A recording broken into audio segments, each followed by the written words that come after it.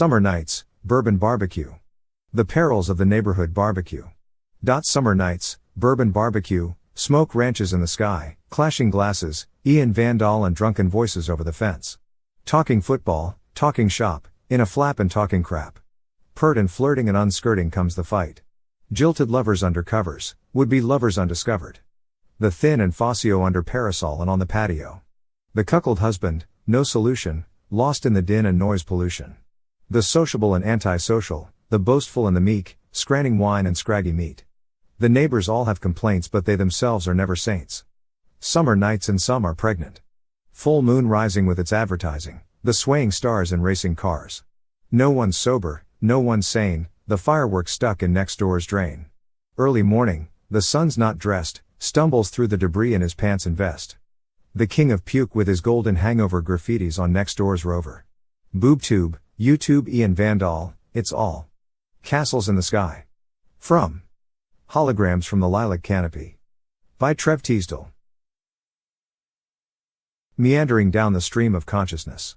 Walking along the streams of consciousness, through buttressed leaves and kick crumble rouge, past sloping off boats tugging at their moorings, past gates to huge houses, slipways slipping into the Thames to feed you Ben Swan's fresh-baked breadlets, past bent-backed hedges with tangle-hair dreams and lean-over fences and trees that reach up to the giant's nest and the blow bubble clouds with tingle-drop raindrops that fall on caught-out blouses and coiffured hairscapes, while dogs chase the illusions of rabbits that spill from a cast-off top hat, jammed in the hedgerow, awaiting the applause of a Drury Lane matinee, while taxis cut corners to pick up cutout commuters from their brief-cased compartments and deliver them quickly to laptop lovers with Microsoft thighs, and drop-down menus, before evening news and dinner for two on a punt down near Windsor, while couples tell lies that neither believes as a matter of ritual, and just to fill in time till the call of the duvet and feather-down pillows in the lover-time night with its dreams of long winding rivers, with trees that look like people and ducks that talk Norman and swans that sell cakes to passerby joggers and trainers and leggings that bounce on the leaves where rabbits lure dogs, with the illusion of food, and magicians lose hats, in a spell under the stars, and back by the streams where consciousness rushes, before walking by the banks of the Thames flowing home to its mansion of the sea, with its fish-maid servants and butler whales and ships that just seem to pass in the night. From Holograms from the Lilac Canopy. By Trev Teasdel. The Hippocratic Oath. A performance piece on hypocrisy. I qualified in hypocrisy at 11:15. I was the hippest hypocrite my hippie friends had ever seen. I took the Hippocratic Oath and turned it on its head. I studied in the age of Pericles and drank with Hippocrates' wife. She admired me for my intellect, but we slipped beneath the sheets of right and wrong. I had a double martini followed by a double entendre. I was a double of myself in reverse. I taught ethics for the day job and slept on the job at night. I tasted her delights and I read everyone their rights. I could preach and eat the peach on a bedroll on the beach. I got caught down in the alley and chased out of Harper Valley. I met up with Miley and Jeannie C. Riley and the rest is just hypocrisy. From Holograms from the Lilac Canopy. By Trev Teasdel. A resume for Lydia. Lydia kept the lid on it all. She slid down the banister of all her wanton thoughts, feeling like a doormat in a B-movie. The quantum mechanics of new wave politics left her cold in its wave, particle duality. She didn't like the man who hid in her loft on a Sunday, his eyes were unholy and he only spoke in sine waves. She didn't like the way the rain fell on Badger Street or the way the sun shone on All Saints' Day. She didn't like the spokesman for some unnamed government who appeared on TV when a lie had been told. She kept an annotated scrapbook of unholy lies with Zen illustrations etched in edible inks and lay in her underwear ripping up to-do lists and longing for intimacy with no strings attached. The trains on the hill would gurgle and pant with its tank wagons, box wagons and gondola cars towing rare planets brought back from space that the authorities wanted to own for their pride. The tower blocks phallic leered over her town with its corner street curry houses and takeaway pizzas and the rumble of bubble cars, Skodas and bicycles and Hiawatha police who patrolled all the markets and those mean dark alleys. Lydia was a busker who faked all her singing. She played the guitar with broken tied strings and filled up her hat with stockbroker checks and she kissed anyone who asked, while photographing their shoes and then tied up their laces to a dream they'd never dreamed. She would trip over gossip and cut out the juicy bits for a collage on the wall of the town hall. Her lovers were meatheads with mountains of man buns with minions that carried their craven head thoughts to chambers of commerce for an afternoon lark. And she loved them with indifference and they back at her, too, all in aid of charity. Lydia was lovable with an insect collection and skirts of pure space. The world was an artwork by artists that can't paint and expressed by a poet who was allergic to words. She had sex on a Friday and sometimes on Sunday and believed in a someone who turned out to be no one but was handsome and cool and came round on a Wednesday. I met Lydia in an autograph shop. She messaged on TikTok and asked me to write her a short resume. I wrote it online. She said she'd pay me in kind, and I guess this is all I could say. From City of Dreamers by Trev Teasdel. Life on Street View. Discovering that you can travel the world by clicking the mouse. Life on Street View was a buzz. We rode that mouse town to town, looking up. Forgotten women and forgotten pals that got mixed up in our dreams, decades before, when we were the Hellraisers. The no-care youth of the world, oozing with ideas, crapping ourselves with creativity, dreaming of new eras, moving on the goalposts of what was possible, dreaming big but dreaming small, far from the smell of making money, free of the watchers and corporate control. Freaks, where love was the currency and ideas were the street map. The world was one country with interlinking cultures, the soul was our passport, and passion was our engine. We were the architects of alternatives, we believed in other ways.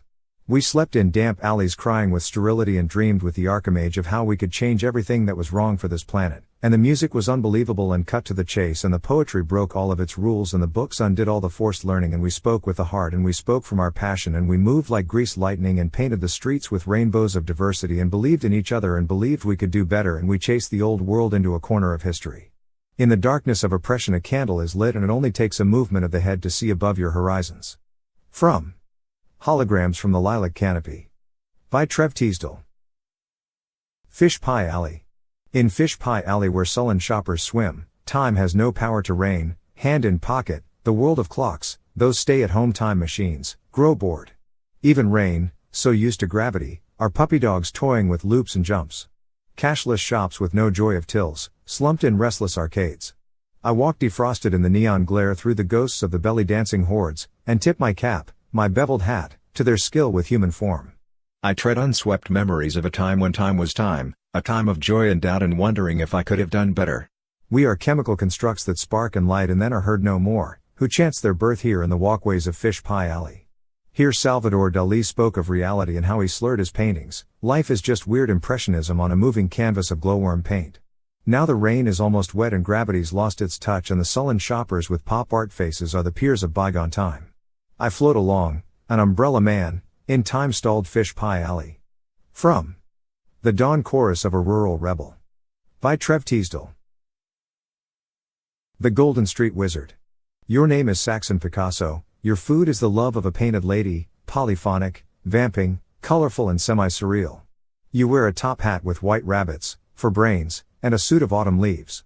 You play for the symphonium sky and Brazilian braziers and bras. You mix with particles at the patriarchal parties where the Mona Lisa steps out of the painting and swings with the syncopated swingers.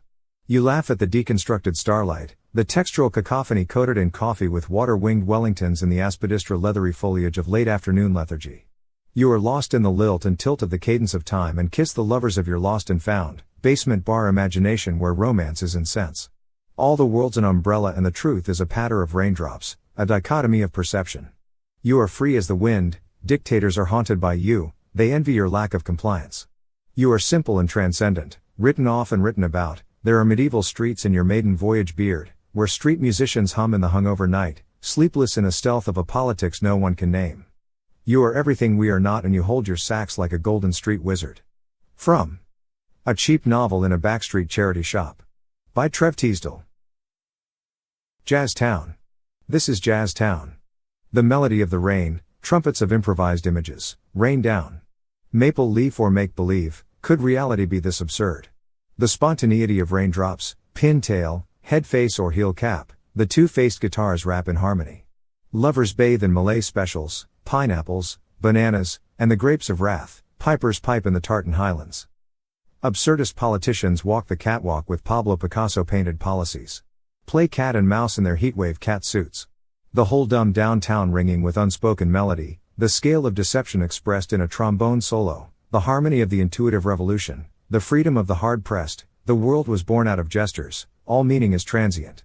This is jazz, cool jazz, rocking the rafters, break free of the clichés, this is the creative revolution where words and melody override their instruments. Break free of the TV, watch the news in a language you can't speak, ditch the fashion brands, Be an individual, we are revolutions of spirit, creative souls, exits and entrances, they are all the same, we are all one, embrace the harmony, melody and the rhythm of the rain. This is Jazz Town. How to write a novel in 3 minutes. It was soon done and the words spoke for themselves. How these things happen, I've no idea, I was never one for instructions. The words just fell like snow, sometimes they stuck and sometimes they melted. I work best when nothing hangs on it, and why would I want to impress anyone? I'm enough in myself. It was crazy downtown, all my characters were arrested for not wearing masks, shoplifting is not what it used to be and I bailed them all out and then sacked them. The plot got twisted in the planning stage and I threw it out with the garbage.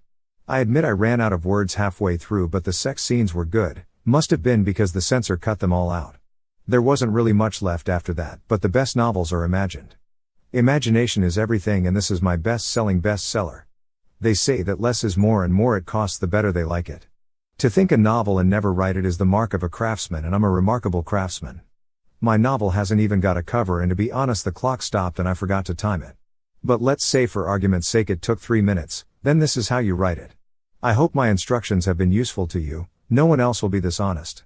I've never written a novel, it was all just my imagination. From Lily Pad Station. By Trev Teasdel.